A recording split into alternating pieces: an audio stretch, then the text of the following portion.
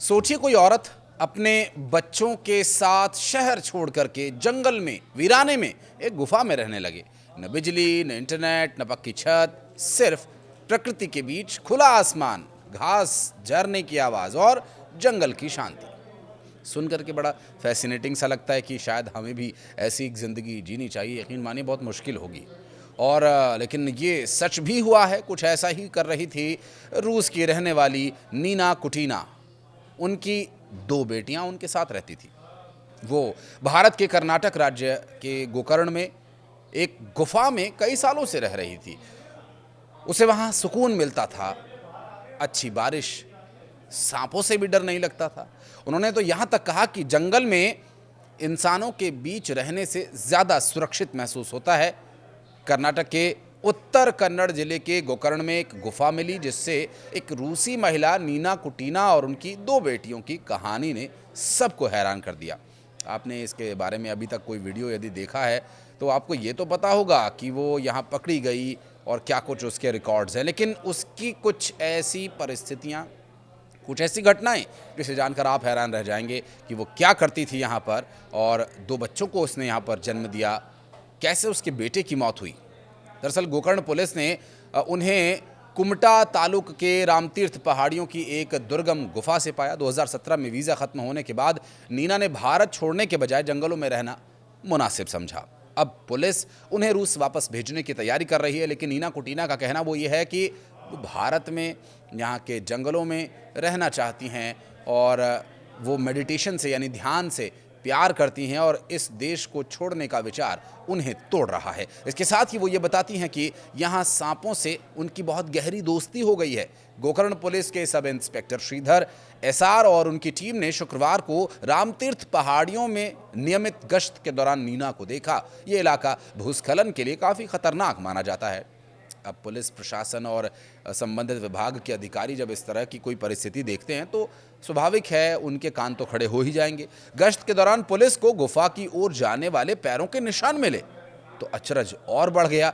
उन निशानों का पीछा करते करते जब पुलिस गुफा तक पहुंची तो प्रवेश द्वार पर प्लास्टिक का कचरा, देवी देवताओं की तस्वीरें, अंदर जाने का रास्ता और उन्हें वहां दिखी एक रूसी महिला अपनी दो बेटियों के साथ। श्रीधर ने बताया कि नीना और उसकी बेटियां पिछले 2 महीनों से इस गुफा में रह रही हैं। श्रीधर ने बताया कि नीना और उनकी बेटियां पिछले 2 महीनों से इस गुफा में रह रही थीं। ये उनके 8 साल के छिपे हुए जीवन का एक हिस्सा था। पुलिस ने उन्हें भूस्खलन के खतरे का हवाला देकर के गुफा से बाहर निकाला। नीना ने पुलिस को बताया कि सांप उनके दोस्त हैं और उन्हें नुकसान नहीं पहुंचाते।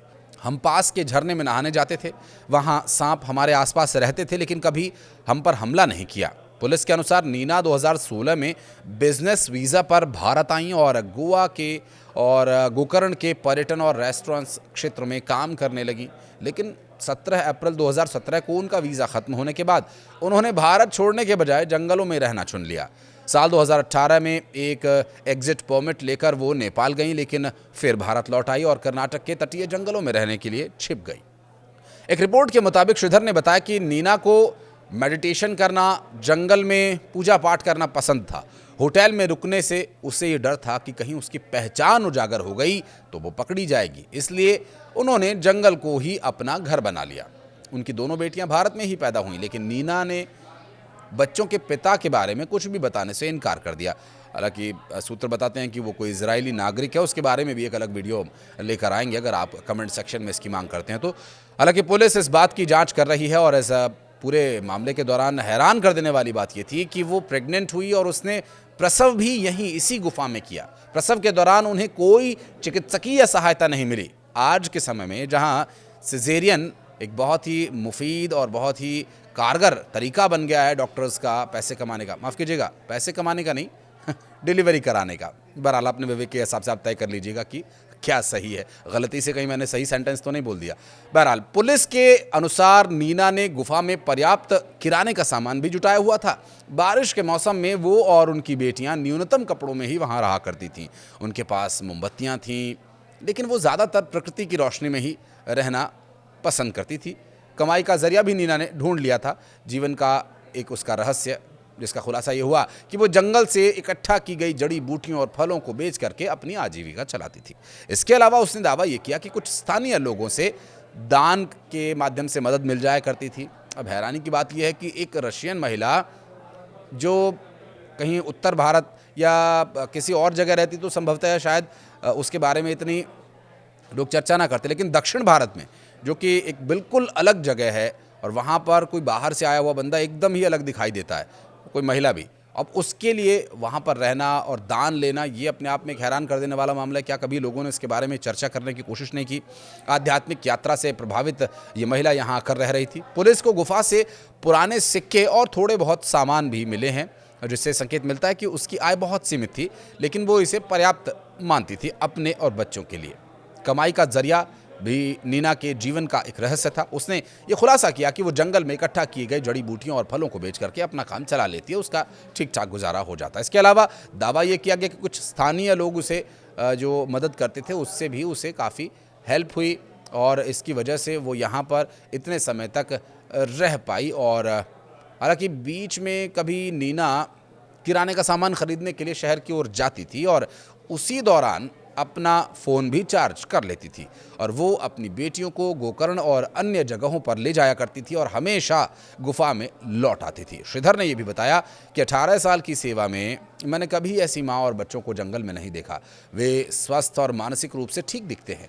पुलिस ने नीना का छोड़ा हुआ एक पासपोर्ट गुफा के पास पाया और फॉरेनर्स रीजनल रजिस्ट्रेशन ऑफिस यानी FRRO से संपर्क भी किया और नीना और उनकी बेटियों को करवार के विमेन रिसेप्शन सेंटर में स्थानांतरित किया गया। रविवार की सुबह नीना ने श्रीधर को रूसी भाषा में एक व्हाट्सएप संदेश भेजा जिसमें उन्होंने भारत और प्रकृति से अपने लगाव को व्यक्त किया।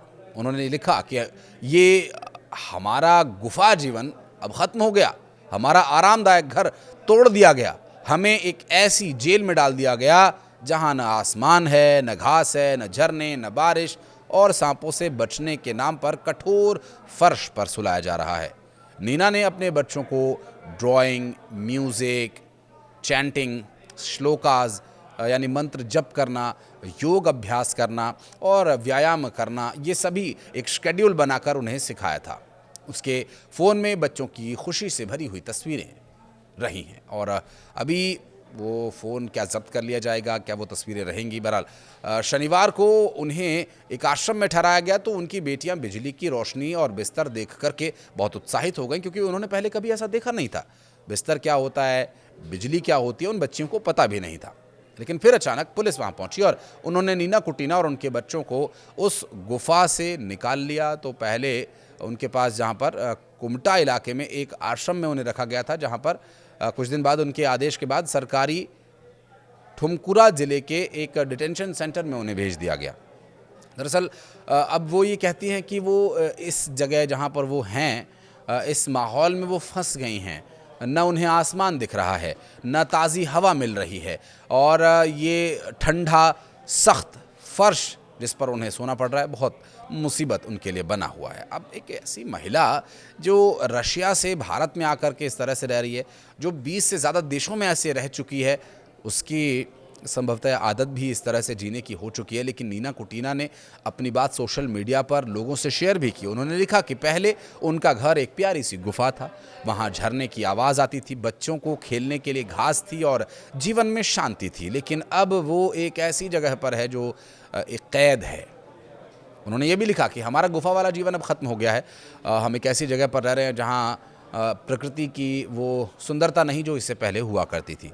दरअसल जानकारी ये मिली कि रूस से भारत जब वो बिज़नेस वीज़ा पर 2016 में आई थी तो गोवा के एक रिसोर्ट में उसने कुछ काम शुरू किया था और इस दौरान वीज़ा ख़त्म हो गया। 2018 में देश छोड़ने का आदेश उन्हें दिया गया था, लेकिन वो नेपाल चली गई और फिर वापस जो आई वो कहानी आप पहले सुन चुके हैं। और 2019 में भी जो उनको परमिशन मिली थी कुछ समय के लिए, वो भी ख़त्म हो गई। अब सरकार उन्हें रूस भेजने की तैयारी कर रही है, लेकिन वो जाने को तैयार नहीं है। 2 बच्चियों के साथ वो इस तरह से यहाँ पर रह रही हैं। हालाँकि उनके पति के बारे में और उनके एक बेटे के बारे में जिसकी मौत हो चुकी है, अभी कुछ और डिटेल्स हम उसकी सर्च कर रहे हैं। अगर आप इस बारे में चाहते हैं कि हम एक अलग से वीडियो बनाएं तो प्लीज़ हमें कमेंट सेक्शन में अपनी उपस्थिति दर्ज कराकर बताइएगा। धन्यवाद।